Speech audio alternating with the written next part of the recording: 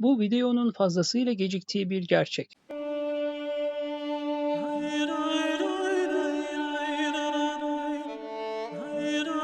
Bu duruma mazeret olarak söyleyebilecek bir şeylerim yok değil ancak gene de bu kadar gecikmek doğru olmadı. Videoya geçecek olursak, İspanyollar medeniyetine oynamam bir istek sebebiyledir. Bu medeniyet oynamaktan keyif aldığım medeniyetlerden birisidir. Demirci yükseltmelerini fullemesem bile full bir demircisi olan medeniyet benim tercihlerim arasındadır. Bu medeniyette bir de demirci yükseltmeleri altın gerektirmiyor. Daha ne olsun? Oynayacağım medeniyet İspanyollar. Harita ise Arabistan. Rakibimin medeniyet tercihi Gotlar. Uzun süredir oynamama rağmen karanlık çağı fena atlatmadım. Üstümü kapatmaya devam ediyorum. Kale çağına geçer geçmez ikinci şehir merkezini inşa etmeye başlıyorum. Ekonomiyi oturtmaya çalışıyorum. Kale çağı ile birlikte kışla ve ahır inşa ediyorum. Ahırdan gözcü süvari eğitiyorum.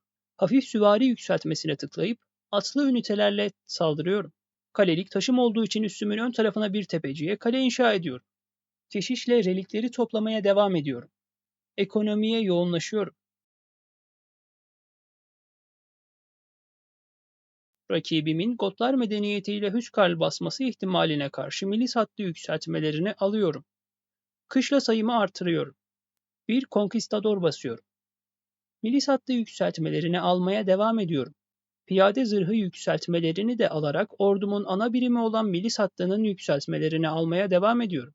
Birkaç kale askeriyle rakibimin binalarına saldırmaya başlıyorum. Rakip Hüskarlarla karşılık veriyor.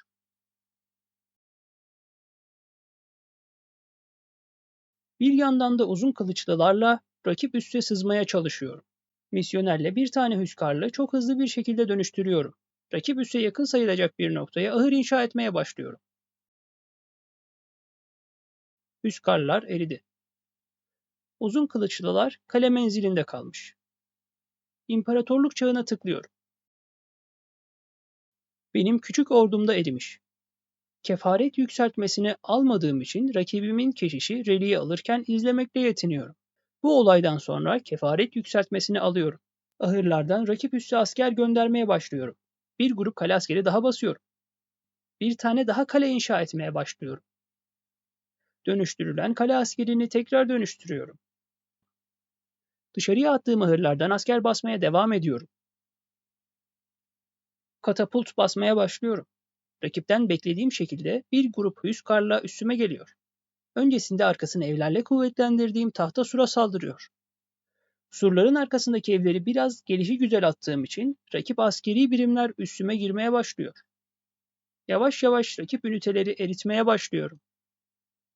İçerideki rakip askerler eridi. Bir miktarda çift el kılıçlısı birikmiş. Dışarıdaki ahırlardan az miktarda birikmiş askeri birimleri rakip üsse yollamaya devam ediyor.